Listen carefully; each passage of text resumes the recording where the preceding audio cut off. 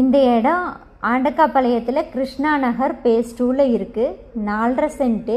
அவனாசி ரோட்லேருந்து கரெக்டாக 6 kilometre. Amrita school read ஸ்கூலுக்கு பக்கத்தில் இருக்குது.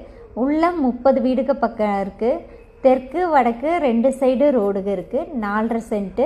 விருப்பம் இருக்கிறவங்க வாட்ஸ்அப்பில் காண்டாக்ட் பண்ண வேண்டிய நம்பர் 9994279923.